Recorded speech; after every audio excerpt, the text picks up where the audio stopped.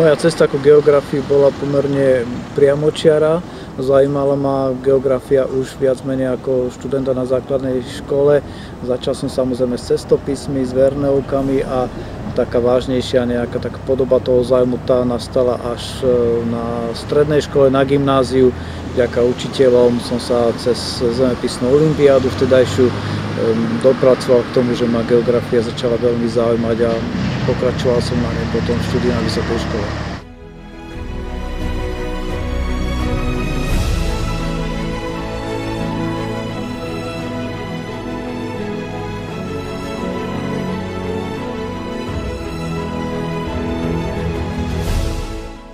Ak by som mohol nejako bližšie charakterizovať, čo ma najviac postupom času zaujímalo, tak to nebola tá časť fyzickej geografie, ale tá časť sociálnej, ekonomickej, urbánej geografie, to znamená mestá, rozvoj a ekonomický rozvoj. To bola asi taká najzaujímavejšia vec, ktorá ma potom pritiahla k tomu štúdiu a aj potom k tej konkrétnej profilácii záujmu.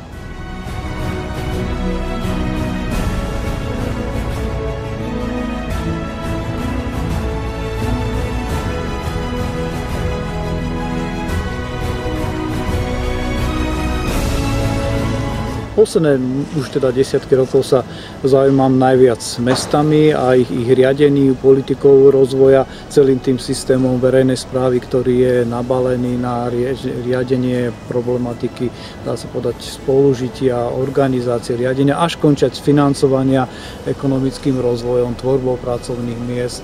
To je taká, dá sa povedať, pomerne aplikovaná aj podoba modernej geografie. Študenti sú jedna z tých zaujímavých častí mojej práce.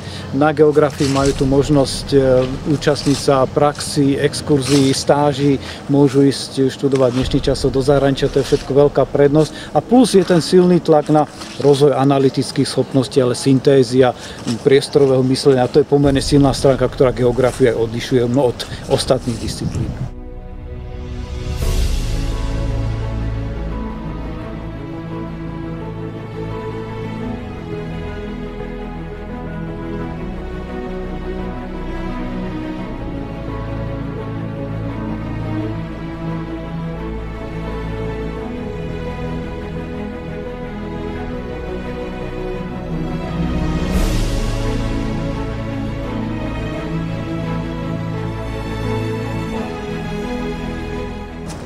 Geografia, tak ako aj iné disciplíny, sa veľmi silne prispôsobuje tým daným časom, v ktorých pôsobí, takže tá súčasná geografia je veľmi, veľmi moderná, veľmi je naviazaná na moderné technológie. Nie je to už len to tradičné poznávanie, pasívne, alebo dá sa povedať cestovateľské, ale je to predovšetkým už v dnešných časoch veľké využívanie moderných, predovšetkým geografických informačných systémov, rôznych softérov.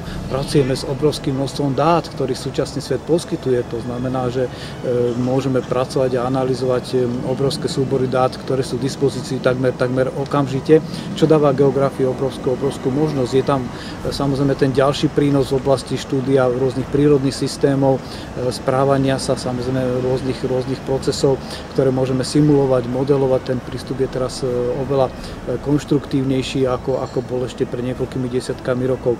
Je tu ďalšia tá silná báza postavená na vizualizácii, na kartografických metódach, ktorá je veľmi typická pre geografiu. A potom je tu vôbec tá snaha geografov postihnúť unikátnosť regiónov, miesta, sociálne, kultúrne nejaké odlišnosti, čo potom dáva rozmer a dá nám možnosti lepšie zvládnuť ten ďalší problém, a to je proces zvládnutia rozvoja miest, regiónov, štátov, kde je opäť geografia veľmi, veľmi aktívna, veľmi prispieva v súčasnej spoločnosti.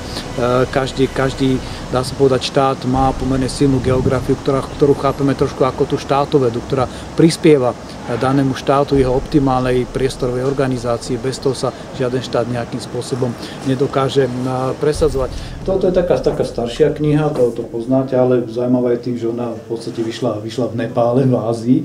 Editori sú celkom zaujímaví, kolega z Nepálu a kolega z Izraelu.